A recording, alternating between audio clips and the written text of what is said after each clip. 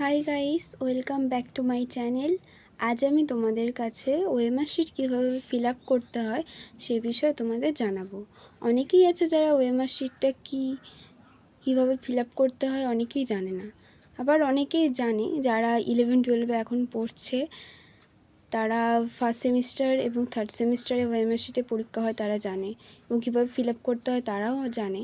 কিন্তু যারা এখনও 11-12-এ ওঠেনি বা যারা এখনও নিচু ক্লাসে পড়ছে, তারা হয়তো এই বিষয়টা অনেকেই জানে না।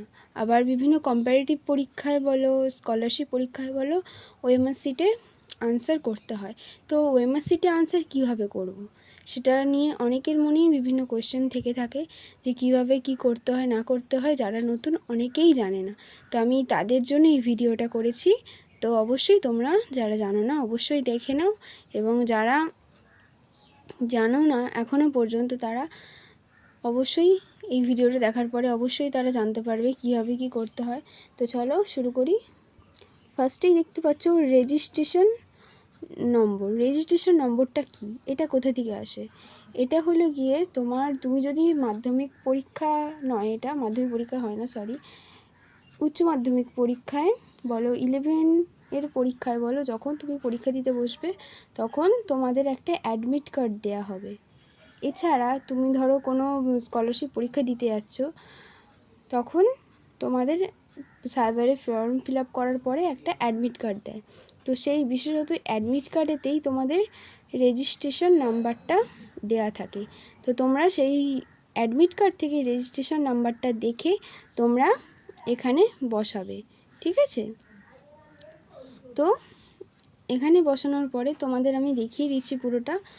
ধরো আমি আমার যে রেজিস্ট্রেশন নাম্বার ছিল সেটা আমি এখানে দিচ্ছি না, তো আমি একটা নিজের মতো করে একটা নাম্বার লিখে দিচ্ছি, ঠিক আছে?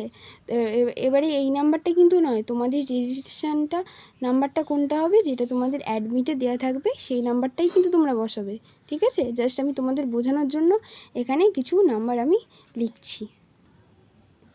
তো তোমরা দেখতে পাচ্ছ আমি এখানে নাম্বার একটা লিখেছি 42126374, ঠিক আছে? লেখাটা একটু আপচে এসছে, তাও বোঝা যাচ্ছে। তো 4242126374 এটা একটা নাম্বার আমি লিখেছি। তো এবারে তোমাদের কি করতে হবে, ওখানে নাম্বারটা লেখার পরে তোমাদের দেখতে হবে যে এই যে 4টা লেখা হয়েছে এই লাইন বরাবর কোথায় 4 আছে, ঠিক আছে? তো এই লাইন বরাবর তোমার এইখানটা 4 আমি দেখতে পাচ্ছি, ঠিক আছে? তো তোমাদের এইখানটা আমি পেন্সিল দিয়ে তোমাদের দেখাচ্ছি, এখানে তোমরা কিন্তু ব্ল্যাক কালারের বল পেন ইউজ করবে, ঠিক আছে? ব্ল্যাক কালারের বল পেনটা ইউজ করলে কি হবে, জিনিসটা আরও সুন্দর করে হবে, সুন্দর করে সার্কেল করবে, যেন বাইরে একটুও না বেরিয়ে যায় এবং ভেতরে যেন ফাঁকা না থেকে, যেন প্রপার গোলটা হয়। আর এমন করে গোল করো না যাতে কাগজটা বা তোমাদের যে ফর্মটা দেওয়া হবে সেটা যেন ছিঁড়ে না যায়, ঠিক আছে? এবারে 4242, এবারে 2টা কোথায় আছে, এই যে 2টা দেখতে পাচ্ছ, তো এখানের এবারে এই সোজাসুজি যেখানে 2 আছে সেটাকে তোমরা গোল করে দেবে, ঠিক আছে? বুঝতে পারছো? এবারে দেখো যে আমি সবকটা সার্কেল করে দিয়েছি, তাহলে কি দেখতে পাচ্ছ, যেখানে 4 তার নিচে 4টাকে গোল করতে হয়েছে, তারপর 2 যেখানে 2 এর নিচে 2টাকে এখানে গোল 2টাকে তোমাকে সার্কেল করতে হবে, পুরো ব্ল্যাক করতে হবে এটা। আর যেরকম নাম্বার আছে 4 এর নিচে এই 4 গোল করা হয়েছে, তারপরে 2 এর নিচে এইখানে রয়েছে 1 2 6, তারপরে 3, তারপরে 7, তারপরে 4। ওকে, তোমরা বুঝতে পেরেছো? নাম্বারটা এভাবে তোমরা লিখবে, লিখে এভাবে তোমাদের সার্কেলগুলো করতে হবে, ওকে? আর এবারে হচ্ছে গিয়ে রোল নাম্বার কি, তোমাদের অ্যাডমিট কার্ডেতেই তোমাদের যে রোল নাম্বারটা দেওয়া থাকবে সেটাই তোমাদের কিন্তু লিখতে হবে। তোমাদের স্কুলের রোল নাম্বার কিন্তু একদমই নয় এখানে, ঠিক আছে? তোমাদের অ্যাডমিট কার্ডে যেটা থাকবে সেটাই লিখবে, ওকে? তো চলো আমি একটা তোমাদের বোঝানোর জন্য নাম্বার দিচ্ছি। তো দেখতে পাচ্ছ এখানে তোমাদের আমি একটা নাম্বার দিয়েছি 1265720621। তো তোমাদের সেই আগের রেজিস্ট্রেশনটা আমি যেমনভাবে ফিল আপ করেছি তোমাদের এটাও ফিল আপ করতে হবে। যেখানে 1 আছে 1-এর নিচে এই 1টাকে তোমাদের কিন্তু বুলেট করতে হবে, ঠিক আছে? তো দেখো এখানে গোল করা হয়ে গেছে আমার। তো এখানে 1-এর নিচে 1টাকে গোল করতে হয়েছে, এই রয়েছে দেখো। আর 2-এর নিচে এই 2, তারপরে 6-এর জন্য এই নিচে 6, তারপর 5-এর জন্য 5, 7, এই 7 রয়েছে, তারপরে 2। দেখো তোমরা যে আমি পুরো প্রপার কিন্তু ঠিকঠাকভাবে গোল হয়ে গেছে। যেরকমটা যে সংখ্যা থাকবে তার নিচে সেই সংখ্যাটাকে গোল করতে হবে। ঠিক আছে, তোমরা আশা করি বুঝতে পেরেছো, আর না বুঝতে পারলে অবশ্যই কমেন্টে জানিও। এরপরে দেখো কোয়েশ্চেন বুকলেট সিরিয়াল নাম্বার। এখানে কি করতে হবে, এখানে তোমাদের কোয়েশ্চেন পেপার যেটা দেয়া হবে সেই কোয়েশ্চেন পেপারের ওপরে একটা নাম্বার দেওয়া থাকবে। ঠিক আছে, এটা ওখানে স্যার ম্যাডামরাই বলে দেন এবং তোমরাও দেখতে পাবে। তো সেই নাম্বারটা এখানে বসিয়ে তোমাদের সেই ওয়াইজ তোমাদের কিন্তু এখানে গোল করতে হবে। ঠিক আছে,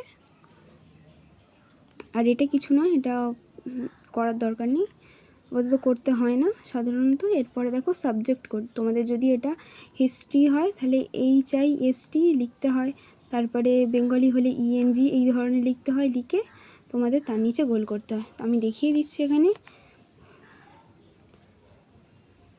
এবারে তোমাদের দেখাই HIST।